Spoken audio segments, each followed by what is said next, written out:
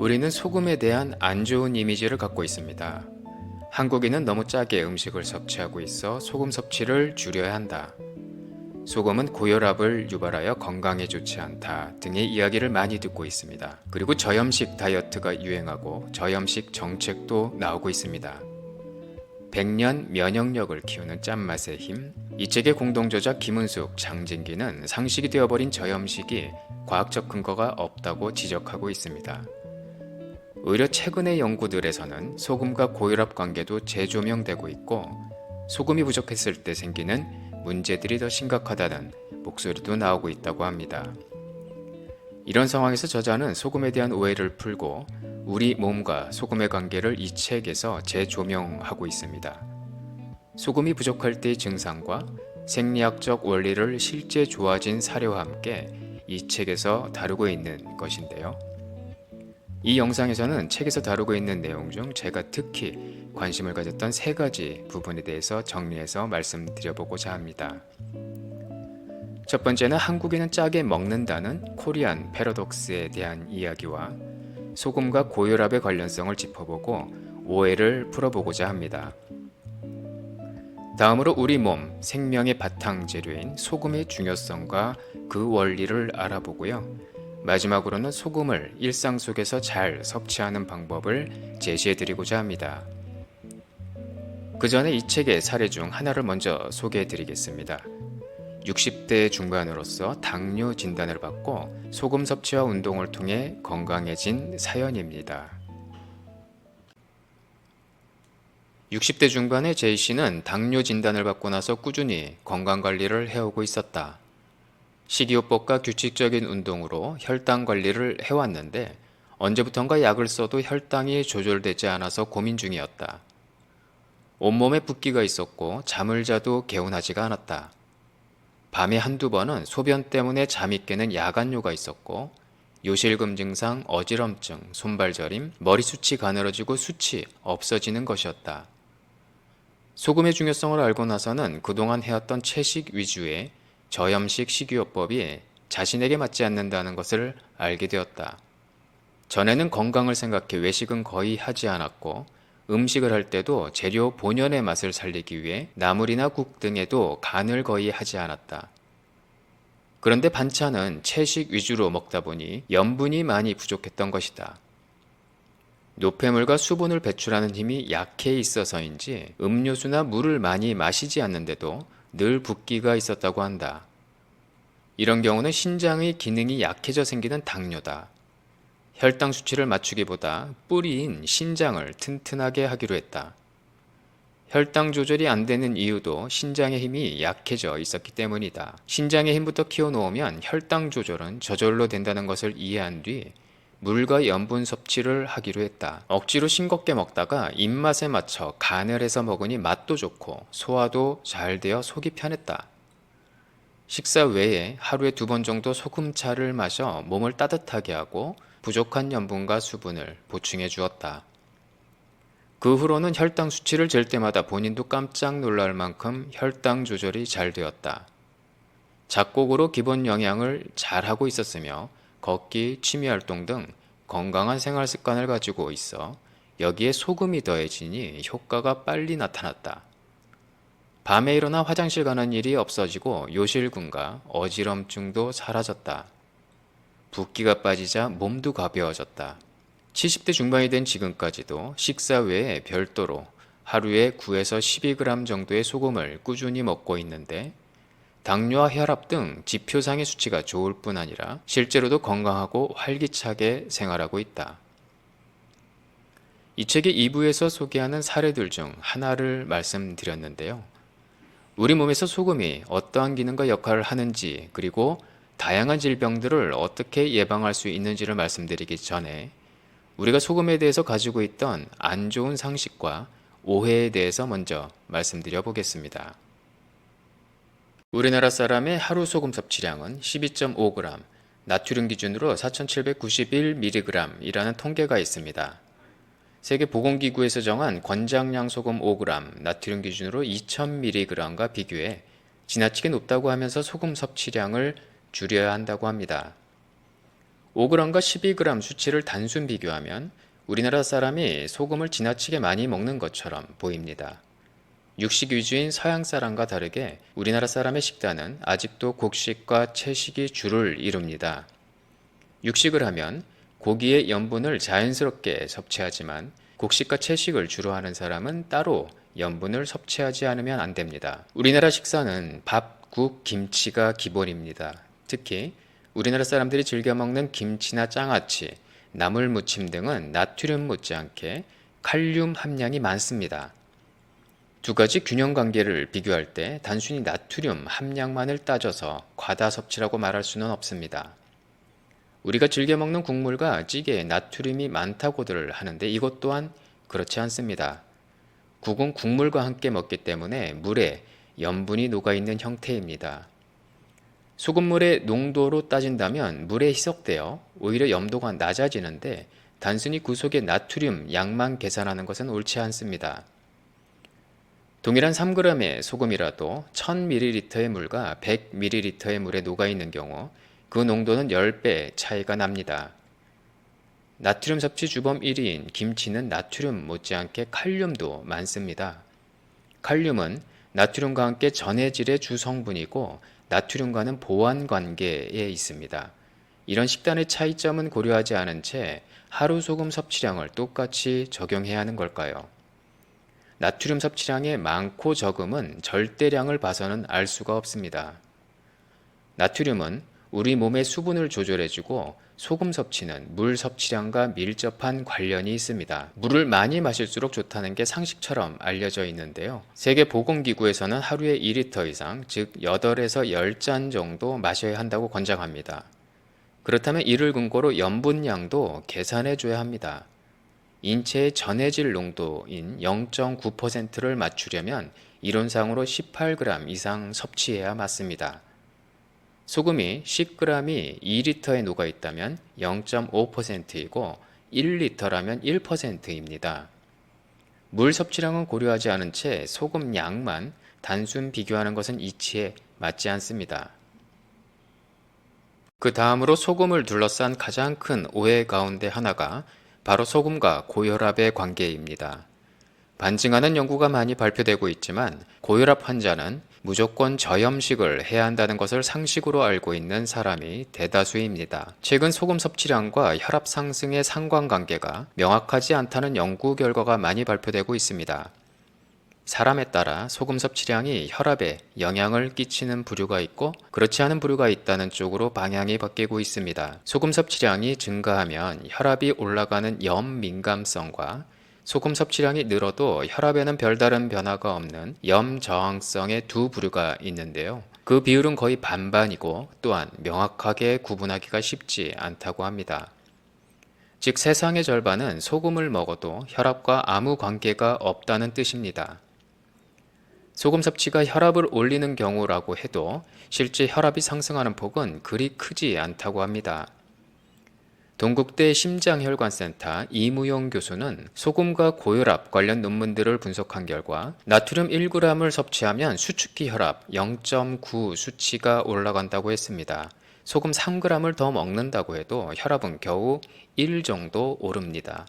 하루 동안 혈압 수치가 30에서 40 정도를 오르내리는데 그에 비하면 1은 거의 무의미한 수치라고 할 수 있습니다. 소금이 고혈압의 원인이라는 주장에는 바로 소금 속의 나트륨인데요. 학계에서 나트륨은 인간이 살아가는 데 없어서는 안 되는 필수 미네랄로 그 중요성에 대해서는 이견이 없지만 소량만으로도 충분하다고 말합니다. 즉 조금만 먹어도 되는데 과하게 섭취해서 문제가 생긴다는 것입니다. 다시 말해 나트륨의 삼투압 작용으로 혈관 속 혈액량이 증가하면 심장은 많아진 혈액을 밀어내느라 혈압이 높아진다는 의미입니다. 이 과정에서 혈관은 압력을 받게 되고 이런 지속적인 압력으로 혈관이 손상되어 염증이 생기거나 딱딱해지고 뇌졸중, 심장질환이 생긴다고 보고 있습니다. 결국 소금이나 나트륨이 문제가 아니라 소금이 끌어당긴 물이 문제가 된다는 논리입니다. 건강을 위해서는 물을 많이 마실수록 좋다는 의학계의 주장과 상반된 이야기입니다. 혈압 수치가 기준이 되다 보니 혈압을 떨어뜨리기 위해 몸에 있는 수분을 빼는 이뇨 성분의 약물을 써서 혈압을 떨어뜨립니다. 그러나 혈액량이 늘어 혈압이 일시적으로 높아지는 것보다 더 심각한 것은 혈액량 부족입니다. 혈액량이 부족하면 혈액 공급이 원활하게 이루어지지 않아서 뇌혈관이나 감각기관, 손발 등 말초혈관이 막힐 수 있습니다. 나트륨이 혈압을 올린다고 소금 섭취를 줄이게 되면 물도 먹히지 않습니다. 여기에다 이뇨 성분이 들어가 있는 혈압약을 먹게 되면 몸속의 수분은 더 부족해지고 혈액량은 줄어들 수밖에 없습니다. 수분 부족으로 혈액의 점성이 높아지고 이 탁해진 혈액을 걸러내려면 신장에 무리가 가고 시간이 지나 필터가 막히면서 신장은 제대로 기능하기가 더 어려워집니다. 소금 섭취가 많아지면 물 섭취도 자연스럽게 늘어나는데요. 이때 일시적으로 혈압이 올라갈 수는 있습니다. 그러나 이런 반응도 사람에 따라 다릅니다. 평소 수분 섭취는 많지만 염분이 부족했던 사람이라면 소금을 먹어도 생각처럼 물을 많이 마시지 않습니다. 반면에 수분이 부족했던 사람이 소금을 섭취하면 물 섭취도 늘어나 혈액량이 자연스럽게 늘어납니다. 이 과정에서 일정 기간 혈압이 높아질 수는 있지만 이것이 병적인 것이 아니라 생리적인 필요에 따른 것입니다. 시간이 지나면서 몸이 스스로 수분과 염분의 균형을 찾으면 자연스럽게 조절되기 때문에 크게 걱정할 일이 아니라는 것입니다. 늦게 라면을 먹고 자면 아침에 퉁퉁 부어 있지만 일어나 움직이다 보면 몇 시간 지나 붓기가 빠집니다. 몸은 염분이 들어오면 그만큼 수분을 보유하려고 합니다. 그 조정 과정에서 부은 것처럼 보일 수 있지만 그리 심각한 문제는 아니라는 것입니다. 특히 평소에 몸이 냉해서 순환이 잘 되지 않는 사람은 붓는 정도가 심할 수 있어 걷는 운동이나 찜질 등으로 몸을 따뜻하게 해주면 소금 섭취가 늘어나도 붓는 일이 없고 혈압에도 영향을 미치지 않습니다. 그렇다면 우리 몸에서 소금의 중요성과 그 원리에 대해서 알아보겠습니다. 사람의 체액 염도는 원시 바다와 같은 0.9%입니다. 혈액과 림프액, 눈물, 콧물, 땀, 오줌, 침, 정액까지 사람의 몸에서 나오는 모든 체액과 분비물에는 소금이 들어 있습니다. 의사들은 소금을 권장하지도 않고 처방하지도 않지만 사실 소금을 가장 많이 쓰는 곳이 바로 병원입니다. 먹어서 보충하는 방식이 아니라 정맥에 주사하는 방법으로 말입니다. 아픈 사람이 병원을 찾을 때 가장 많이 맞는 수액이 바로 생리식염액, 즉 소금물입니다. 기초 수액은 특별한 약물이 들어있는 것이 아니라 염화나트륨 용액입니다. 가장 많이 쓰는 0.9% 생리식염액은 1000ml 중 염화나트륨의 함량이 9g이 들어있는데요. 생리식염 용액에서 생리는 혈액 농도와 같은 삼투압을 지닌다는 의미이고 혈액 중에 녹아있는 여러 물질의 용도와 가장 비슷한 상태로 만들어집니다. 용도에 맞춰 포도당이나 아미노산 등 영양분을 첨가해 제조하지만 기본은 염화나트륨 용액입니다.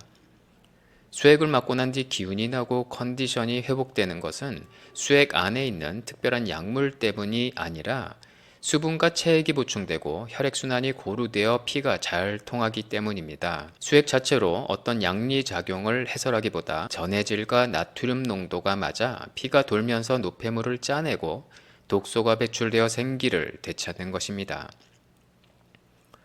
소금은 그 자체로 세포와 체액의 원료이면서 모든 생명 현상을 일으키는 매개체의 역할을 합니다.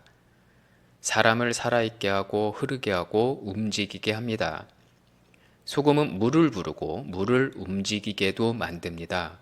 세포 내액과 세포 외액으로 물이 넘나들게 만들고 삼투압을 일으켜 농도가 낮은 곳에서 높은 곳으로 물을 이동시킵니다. 그 물이 세포막을 이동하려면 소금이 있어야 하는데요. 소금은 단단한 입자를 녹여 이동시키고 생명활동에 필요한 물질을 들고 나게 합니다. 즉, 물과 소금은 뗄 수 없는 관계입니다. 인체는 소금 없이 물을 보유할 수가 없습니다. 물을 많이 마시면 항상성을 유지하기 위해 인체는 몸 밖으로 물을 빼내게 되고 소금과 물의 양은 비례하여 함께 늘어나고 줄어들게 됩니다.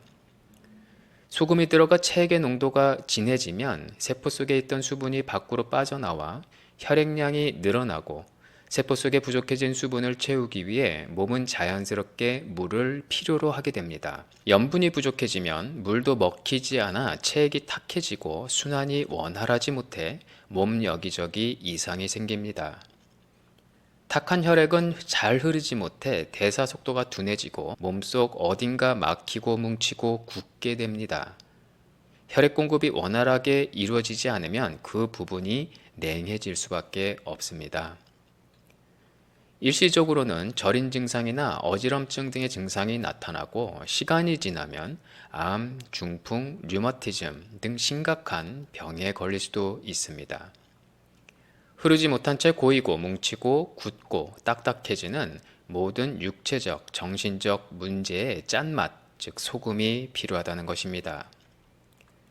최근 소금이 염증을 제어한다는 사실을 밝힌 흥미로운 연구 결과가 나왔는데요. 미국과 독일 연구진이 셀 메타볼리즘에 기고한 논문을 보면 소금이 인체에 침입한 세균을 물리치는 면역력을 기르는데 기여한다는 내용이 나옵니다. 소금 섭취가 인체에 미치는 영향을 실험하던 도중 상처가 난 피부에 고농도의 소금이 축적된다는 것을 발견했습니다. 소금을 많이 먹인 쥐들이 세균 감염에서 빨리 회복되었고 소금을 적게 먹인 쥐들은 상처 부위에 고농도의 소금이 축적된다는 것인데요. 연구진들은 인체에 감염된 피부로 소금을 보내 침입자를 물리치게 한다는 가설을 세우고 인간의 경우에도 감염 부위에 소금이 축적되는데 인체는 자신을 방어하기 위해 면역세포에게 소금을 공급한다라고 결론을 내렸습니다. 바닷가에서 놀 때 조개 껍질이나 바위에 상처가 나도 덧나지 않고 잘 아물었던 것도 옛날 할머니들이 상처난 아이들에게 된장을 발라주었던 것도 모두 소금기 때문입니다. 동서양을 막론하고 전염병, 역병이 돌면 소금으로 막았고 다치거나 찢어지거나 베었을 때 소금을 먹거나 뿌리면 빨리 아물었던 것입니다. 염증이 있을 때는 생각보다 많은 양의 소금이 들어간다고 저자는 말하고 있는데요. 염증이 심하거나 만성 염증에 시달리는 경우 음식으로 필요한 염분을 채우는 데는 한계가 있다고 합니다. 이때는 식사 외에 따로 소금이나 소금물을 먹어주는 것이 좋습니다. 찬 것을 피하고 따뜻한 국물이나 소금차 형태로 마시고 몸을 따뜻하게 해주면 혈액순환이 좋아지고 땀과 소변으로 노폐물을 배출하는 능력이 좋아집니다. 다음은 이 책의 마지막 부분에서 제시하고 있는 독소를 짜내고 몸의 균형을 찾기 위한 소금차 레시피를 소개해 드리겠습니다. 부족한 염분과 수분 보충은 소금차를 추천하고 있는데요. 전해질 농도를 맞추고 우리 몸의 염도인 0.9%에 가까운 1에서 1.2% 정도면 목으로 잘 넘어간다고 합니다. 물 300ml에 3g 분량인 1티스푼의 소금 또는 500ml에는 6g 분량인 2티스푼 정도의 소금이 적당하다고 하면서요. 먹으면서 자신에게 맞는 양을 찾는 게 중요하다고 합니다. 이때 깨끗하고 순도가 높은 용융소금, 질 좋은 죽염, 5년 이상 간수를 뺀 깨끗한 천일염 등 불순물이 없는 소금을 사용하라고 합니다. 첫 번째로 오후 3시에서 4시경 따뜻한 차나 물에 소금을 간간하게 타서 마시기를 권하고 있습니다. 보온병이나 머그컵에 따뜻한 물이나 차를 넣고 소금을 녹여 마시면 좋은데요. 더 큰 효과를 위해 햇빛이 있는 시간에 10분 이상 걷기 운동을 할 것을 권하고 있습니다. 두 번째로는 저녁이나 밤에 한 번 더 마시기인데요. 활동하면서 쌓인 노폐물이나 찌꺼기를 빼내고 몸 구석구석을 정화시켜 준다고 합니다. 특히 야식의 유혹이 심할 때는 소금기가 더 필요하다는 신호이므로 양이나 횟수를 늘리는 것이 좋습니다. 100년 면역력을 키우는 짠맛의 힘, 이 책은 크게 2부로 구성되어 있습니다. 1부는 소금에 대한 오해와 소금과 소금의 섭취 논쟁에 대한 이야기를 다루고 있고요. 2부는 우리 몸과 소금의 관계, 즉 소금의 역할에 대한 이야기입니다. 소금이 부족할 때의 증상과 생리학적 원리를 쉽게 풀어주고 있는 것입니다.